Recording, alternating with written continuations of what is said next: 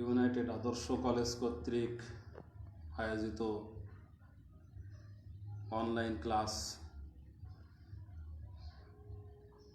আমি মোহাম্মদ তরিকুল ইসলাম, ইউনাইটেড আদর্শ কলেজ, গোগা, সারসা, যশোর।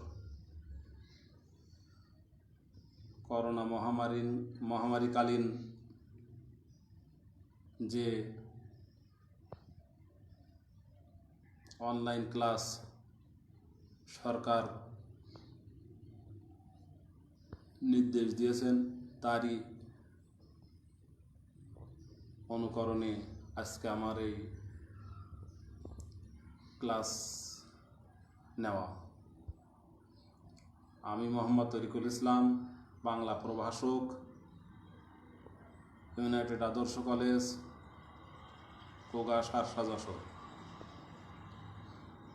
আজকে আমার আলোচ্য বিষয় রবীন্দ্রনাথ ঠাকুরের একটি ছোট গল্প, অপরিচিতা। রবীন্দ্রনাথ ঠাকুর 1861 খ্রিস্টাব্দে কলিকাতা জোড়াসাঁকোর ঠাকুর পরিবারে জন্মগ্রহণ করেন। পারিবারিক সূত্রেই তিনি সাহিত্য তার ফ্যামিলিগতভাবেই চর্চা ছিল, তারই অনুকরণে আজকে আমাদের রবীন্দ্রনাথ ঠাকুর বাংলা সাহিত্যের এমন কোনো শাখা প্রশাখা নেই যেখানে তিনি পদচারণা করেননি। বাংলা সাহিত্যের উপন্যাস, গল্প, নাটক, কবিতা, গান, ছোট গল্প সবই তিনি রচনায় সিদ্ধহস্ত। তার রচনাগুলো আমরা পড়লে বুঝতে পারব বাংলা সাহিত্যের কত বড় গুণী ছিলেন তিনি। রবীন্দ্রনাথ ঠাকুর ছেলেবেলা থেকেই সাহিত্য চর্চা শুরু করেছিলেন। তার জীবনকাল জানলে আমরা বুঝতে পারব তিনি অল্প বয়সেই সাহিত্য লেখালেখিতে হাতে খড়ি দিয়েছিলেন।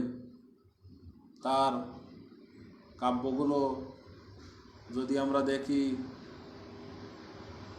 কবি কাহিনী, হিন্দু মেলার উপহার, বনফুল, এসবগুলো তিনি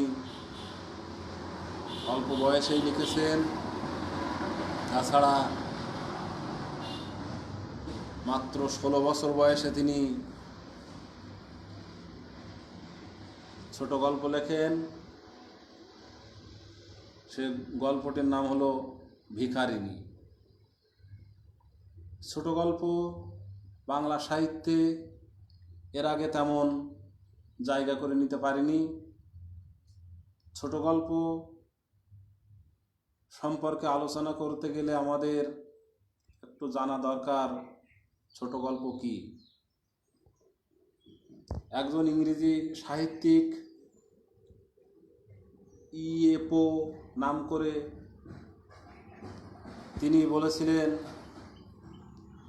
যে সাহিত্য পড়তে 1 থেকে 2 ঘন্টার ভিতরে শেষ করা যায় তাকে বলা হয় ছোট গল্প। এইচ উইলস নাম করে আর একজনা তিনিও বলেছিলেন যে আধা ঘন্টা থেকে 1 ঘন্টা পড়ে শেষ করা যাবে, এরই নাম ছোট গল্প। আসলে কি তাই? আসলে তা নয়। তারা তাদের মতো করে বলেছিলেন, কিন্তু ছোট গল্প হতে হলে তার কিছু বৈশিষ্ট্য থাকা দরকার। যে বৈশিষ্ট্যের আঙ্গিকে ছোট গল্প লিখেছিলেন আমাদের কবিগুরু রবীন্দ্রনাথ ঠাকুর। ছোট গল্পর আঙ্গিক বৈশিষ্ট্য, তার ধরন, তার চরিত্র, সেগুলো আমরা আলোচনা করলে বুঝতে পারি রবীন্দ্রনাথ ঠাকুর ছোট গল্পের জনক। ছোট গল্পের এমন কোনো বৈশিষ্ট্য নেই, এমন কোনো উপাদান নেই, এমন কোনো চরিত্র নেই যা রবীন্দ্রনাথের ছোট গল্পের ভেতরে নাই। রবীন্দ্রনাথ ছোট গল্পের সংজ্ঞা ঠিক বলা যায় না, ছোট গল্পের বৈশিষ্ট্য সম্পর্কে তিনি সুন্দর একটি উদাহরণ দিয়েছেন তার বিশ্বনন্দিত কাব্য সোনার তরী। তারই ভেতরে একটা কবিতা আছে, তার নাম বর্ষা যাপন।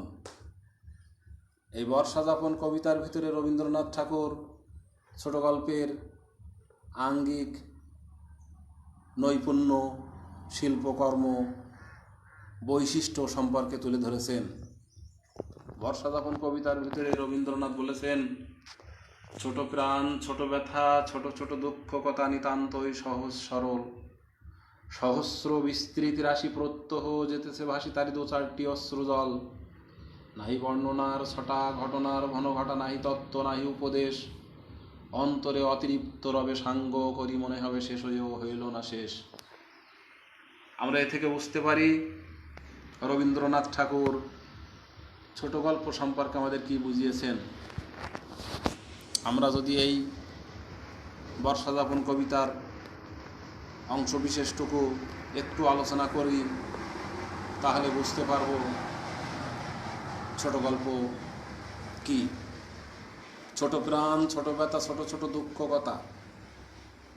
আমাদের সমগ্র জীবনের মানুষের দৈনন্দিন জীবনে যে সুখ দুঃখ আনন্দ বেদনা হাসি কান্না আছে, এরই অংশ থাকবে আমাদের ছোট গল্পের ভেতরে। নিতান্তই সহজ সরল, ছোট প্রাণ ছোট ব্যথা। এখানে রবীন্দ্রনাথ বলেছেন ছোট গল্পের ভেতরে আমাদের এক শ্রেণীর শিশু সুলভ মন, অবুঝ হৃদয়ের মানুষগুলো আছে, তাদেরকে এই ছোট গল্পের চরিত্রে আনতে হবে। সহস্র বিস্তৃত রাশি প্রত্যহ যেতেছে ভাসি তারই দু চারটি অশ্রু জল। দৈনন্দিন জীবনে আমাদের যে কর্ম, তারই ভিতরে যে আনন্দ বেদনা সুখ দুঃখ আছে, সেগুলো ছোট গল্পের ভিতরে স্থান করে দিতে হবে। নাহি বর্ণনার ছটা ঘটনার ঘন ঘটা, নাহি তত্ত্ব নাহি উপদেশ। এখানে উপন্যাসের মতো বা মহাকাব্যের মতো বিশাল আলোচনা থাকবে না, অনেক বড় বিবরণ থাকবে না, কিন্তু তার ভিতরে থাকবে তত্ত্বকথা, তার ভিতরে থাকবে বিশালতার ভাব। যেমন আমরা রবীন্দ্রনাথের ছোট গল্প নিয়ে যদি একটু আলোচনা করি তাতে বোঝা যাবে। আমি তার একটি ছোট গল্পের কথা বলবো, পোস্টমাস্টার। আমরা অনেকেই হয়তো ছোট গল্পটির নাম শুনেছি, জানি, অনেকে পড়েছিও। এই পোস্টমাস্টার নিয়ে যদি আমরা একটু ভাবি তাহলে দেখা যাবে ছোট গল্পের যে আঙ্গিক, ছোট প্রাণ ছোট ব্যথা, ছোট ছোট দুঃখ কথা। এই ছোট গল্পের ভিতরে একটা ছোট্ট অবুঝ বালিকা আছে, তার নাম রতন। এই রতন পোস্টমাস্টারকে সেবা শুশ্রূষা দিয়ে, তাকে সেবা শুশ্রূষা দিয়ে দেখাশুনো করেছে। পোস্টমাস্টার কিন্তু সুদূর কলিকাতা ছেড়ে উলাপুর নামে এক গ্রামে এসেছে চাকরির কারণে, বদলি হয়ে এসেছে। সেখানে রতন পোস্টমাস্টারকে দেখাশোনা করেছে। পোস্টমাস্টারও রতনকে খুব ভালোবাসত। রতন পোস্টমাস্টারকে অনেক ভালোবাসত, কিন্তু এ ভালোবাসা পার্থিব জীবনের সময়ের প্রয়োজনের ভালোবাসা। পোস্টমাস্টার সুদূর কলকাতায় সে কিন্তু তার স্ত্রী সন্তান রেখে এসেছে চাকরির তাগিদে এই উলাপুর গ্রামে। তার মন প্রাণ জুড়ে আছে তার সেই সন্তান, তার স্ত্রী। কিন্তু অবুঝ বালিকা রতন পোস্টমাস্টারকে না জেনে না বুঝে তার হৃদয়ের আসনে জায়গা দিয়েছে। এই হৃদয়ের আসনে জায়গা দেওয়াটা অনেকেই ভাবে প্রেমিক স্বরূপ, অনেকে ভাবে পিতৃত্ব সুলভ আচরণ, কিন্তু রবীন্দ্রনাথ এখানে দেখাতে চেয়েছেন যে অবুঝ হৃদয়ের ভালোবাসাটা নিঃস্বার্থ। সে নিঃস্বার্থভাবে পোস্টমাস্টারকে ভালোবেসে ফেলেছে। তাই পোস্টমাস্টার যেদিন চলে যাবে রতনের কাছে কিছু পয়সা দিয়ে, রতন বলেছিল, কাকাবাবু আমাকে পয়সা দিতে হবে না, আমার পয়সা লাগবে না। পোস্টমাস্টার যখন বিদায় হয়ে চলে যায়, নদীতে নৌকায় উঠে যখন চলে যাচ্ছে, যতদূর দেখা যায় রতন কিন্তু ওই ঘাটে দাঁড়িয়ে পোস্টমাস্টারকে খেয়াল করছিল। কিন্তু পোস্টমাস্টার রতনের দিকে ফিরে চাই নাই। পোস্টমাস্টারের একটা কর্তব্য তাগিদে সে এসেছিল ওলাপুরে, কিন্তু সে তার স্ত্রী সন্তানের টানে আবার চলে যাচ্ছে সুদূর কলিকাতায়। রতন কিন্তু এটা বুঝতে পারেনি। সে বারবার পোস্টমাস্টারের দিকে তাকিয়ে দেখে যে পোস্টমাস্টার হয়তো আবার ফিরে আসবে, তার ভক্তি ভালোবাসার কাছে পোস্টমাস্টার হেরে যাবে। কিন্তু না, পোস্টমাস্টার আর ফিরে আসে নাই। তাই রতনের উদ্ধৃতিতে লেখক বলেছিল, নদী প্রবাহে ভাসমান পথিকের উদাস হৃদয়ে এই চিত্তের উদয় হইল পৃথিবীতে কে কাহার। আসলে তাই, আমরা পৃথিবীতে কেউ কারো নই, যার জন্য সে, যার স্বার্থে আমরা তারই পিছে আমরা ঘুরি। রতনের পরে এসে বাড়ির চারিপাশ ঘুরছিল যে পোস্টমাস্টার হয়তো আবার এসে ডাকবে আমাকে রতন, কিন্তু না, সেই পোস্টমাস্টার আর ফিরে আসি নাই। আবার নতুন যখন পোস্টমাস্টার এলো, তাকে কিন্তু ওই পোস্টমাস্টার বলেছিল, রতন খুব ভালো মেয়ে, একে দেখে শুনে রাখবে, ভালো মেয়ে। রতন কিন্তু সেটা আর তাকে সেই পোস্টমাস্টারের মতো ভালোবাসতে পারে নাই। তাই এখানে রবীন্দ্রনাথ বলেছিল যে ছোট প্রাণ, ছোট ব্যথা, ছোট ছোট দুঃখ কথা নিতান্তই সহজ সরল। এই যে রতনের পোস্টমাস্টারের প্রতি যে ভক্তি ভালোবাসা, অবুঝ হৃদয়, এই ভালোবাসাটুকু রবীন্দ্রনাথ তার এই ছোট গল্পের ভিতরে সুন্দর করে তুলে ধরেছেন।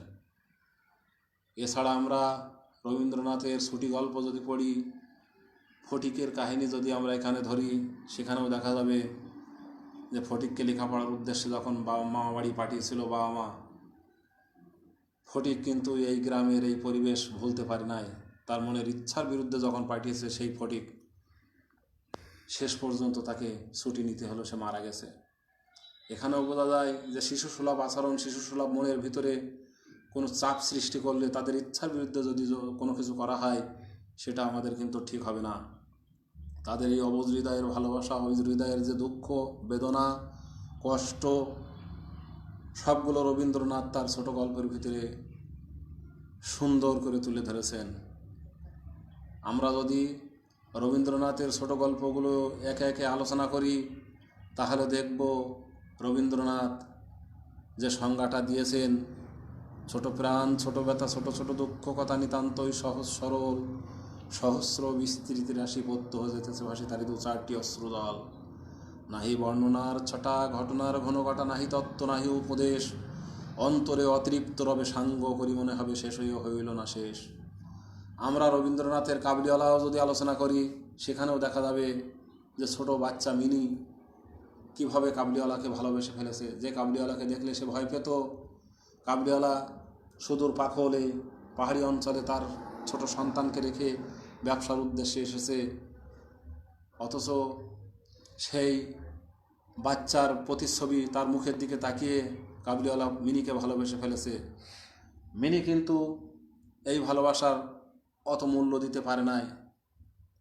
তাই মিনির বাবা বলেছিল যে আমিও পিতা, সেও পিতা। এই যে রবীন্দ্রনাথের ছোট গল্পগুলোকে একে একে আমরা যদি আলোচনা করি তাহলে দেখা যাবে তার খোকাবাবুর প্রত্যাবর্তন একটা ছোট গল্প আছে, তার ভেতরে ওই একই অবস্থা। ছোট বাচ্চাটাকে কিভাবে রবীন্দ্রনাথ নদীতে ডুবে যাওয়ার পরে কর্মচারী আবার বিয়ে শাদী করে ছোট বাচ্চা যখন হয় তাকে সেই বাচ্চা ফেরত দেয়, বলে আপনার বাচ্চাকে এই ফেরত দিলাম, কিন্তু আসলে সেটা নয়। মানুষের অবুঝ হৃদয়ের ভালোবাসা রবীন্দ্রনাথ তার ছোট গল্পে নিপুণ আঙ্গিকে তার শৈল্পিক নৈপুণ্যে সুন্দর করে তুলে ধরেছেন। যাক, আমরা রবীন্দ্রনাথের ছোট গল্প নিয়ে যদি আলোচনা করি তাহলে দেখা যাবে বাংলা সাহিত্যের এমন কোনো কবি, এমন কোনো লেখক, এমন কোনো সাহিত্যিক নাই যে রবীন্দ্রনাথের টপকিয়ে সুন্দর গল্প, ছোট গল্প রচনা করেছেন। রবীন্দ্রনাথই ছিলেন ছোট গল্পের জনক। রবীন্দ্রনাথের ছোট গল্পগুলো আমরা আলোচনা করলে একে একে দেখা যাবে রবীন্দ্রনাথের যে গল্পগুচ্ছ বইটি আছে তাতে 95টি ছোট গল্প আছে। এছাড়াও তিনি আরও অনেক ছোট গল্প লিখেছিলেন। তার গল্পগুলো হৃদয়ের কথা বলে, গ্রামের পল্লীর সহজ সরল মানুষের কথাগুলো কি নিপুণ আঙ্গিকে তুলে ধরেছেন রবীন্দ্রনাথ তার শৈল্পিক নৈপুণ্যে। রবীন্দ্রনাথ এই গল্পগুলো রচনা করেছিলেন অধিকাংশই বাংলাদেশে কুষ্টিয়া শিলাইদহ হয়ে জমিদারি দেখাশোনা করতে এসেছিল। সেই সময় তিনি অধিকাংশ তার ছোট গল্পগুলো রচনা করেছিলেন। এখানে তিনি পূর্ব বাংলার মানুষের কৃষ্টি কালচার, তাদের চলাফেরা, আমাদের এই প্রকৃতি, নদীমাতৃক দেশের বর্ণনা রবীন্দ্রনাথ তার ছোট গল্পে কত সুন্দরভাবে তুলে ধরেছেন। আমরা আজকে রবীন্দ্রনাথের যে গল্পটি আলোচনা করব তার নাম অপরিচিতা। আমরা অপরিচিতা গল্পের ভিতরে দেখতে পাই আমাদের যেটা শিক্ষণীয় সেটা হলো সেই সময়কার সমাজ ব্যবস্থায় বিয়ে শাদীর ব্যাপারে ছেলেদের কোনো বা মেয়েদের কোনো মতামতের মূল্যায়ন করা হতো না। এখানে রক্ষণশীল হিন্দু সমাজের চিত্র রবীন্দ্রনাথ তার এই অপরিচিতা গল্পে তুলে ধরেছেন। এছাড়া তার দেনা পাওনা ছোট গল্প পড়লেও আমরা বুঝতে পারব যে রবীন্দ্রনাথ রক্ষণশীল হিন্দু সমাজের যে কুসংস্কার সেগুলো তিনি সুন্দরভাবে তুলে ধরেছেন। এখানে আমরা আলোচনা করলে দেখি অপরিচিতা গল্পের নায়ক অনুপম এবং নায়িকা কল্যাণী, তাদের ভেতরে যে সামাজিক রেওয়াজ অনুযায়ী দেখাশোনা হয়েছিল, হওয়ার পরে তাদের যে বিয়ের পাকাপোক্ত দিনক্ষণ ঠিক করা হবে, সেই সময় তাদেরকে লেনদেন, যে দেনা পাওনা, যে যৌতুক প্রথা, সেসবগুলো তাদের জীবনে অমানিসার অন্ধকার ডেকে এনেছে। অনুপম কিন্তু কল্যাণীকে দেখে পছন্দ করেছে, ভালোবেসেছে, কিন্তু এখানে অনুপমের কিছুই করার ছিল না। তার মামা শম্ভুনাথ, উনি হলেন ওনাদের গার্জিয়ান। অনুপম ছিল খুব অভাব অনটনের ফ্যামিলির ছেলে, কিন্তু পরবর্তীতে তার বাবা ওকালতি করে বহু টাকা পয়সা জমিয়েছিলেন, অনেক টাকা পয়সা জমিয়েছিলেন। তাই অনুপম সেই সমাজের একজন সম্পদশালী বা প্রতিপত্তিশালী লোকের ছেলে ছিল। তার মামা তাকে বলেছিল,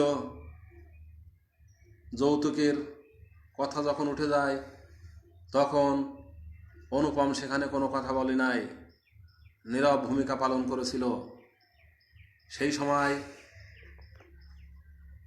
ছেলেদের মতামতের কোনো মূল্যায়ন করা হতো না। কিন্তু কল্যাণী ছিল আধুনিক শিক্ষায় শিক্ষিতা। সে এটা যখন জানতে পারলো, বুঝতে পারলো, তখন সে নিজেই নিজেকে গুটিয়ে রাখলো। সে নিজের করে নিজেকে তৈরি করে দেশের জন্য কিছু দিতে চেয়েছিল। কিন্তু অনুপম, এই গল্পে আমরা দেখতে পাবো অনুপম কিন্তু বিয়ে ভেঙে যাওয়ার পরও কল্যাণীকে এক মুহূর্তের জন্য ভুলতে পারে নাই। তাই সে যখন ট্রেনে যাচ্ছিল, হঠাৎ অনুপমের মা ছিল, তারপরও কল্যাণী যখন জায়গা চায় তখন বলে যে জায়গা আছে। এই জায়গা কিন্তু আমরা গল্পের ভিতরে দেখতে পাই, ট্রেনে জায়গা নয়। অনুপমের মনের ভিতরে যে কল্যাণী জায়গা করে নিয়েছিল, লেখক এখানে সেই জায়গার কথা বলেছে। যাক, গল্পটা আমরা সেই রবীন্দ্রনাথের বৈশিষ্ট্য অনুযায়ী বলা যায়, এই অপরিচিতা গল্প পড়লে আমরা বুঝতে পারবো যে শেষ হয়েও হইল না শেষ, এরকম একটি উজ্জ একটা ধারণা আমাদের ভিতরে থেকেই যায়। আমাদের রবীন্দ্রনাথের ছোট গল্পগুলো পড়লে আমরা তার যে রস, তার যে মাধুর্য, এগুলো আমরা অচিরেই বুঝতে পারি এবং ছোট গল্প সম্পর্কে আমাদের একটা সম্যক ধারণা এসে যায়। আজকে আমাদের আলোচনা এই পর্যন্তই। আগামী দিন আমরা চেষ্টা করব এই গল্প নিয়ে আলোচনার।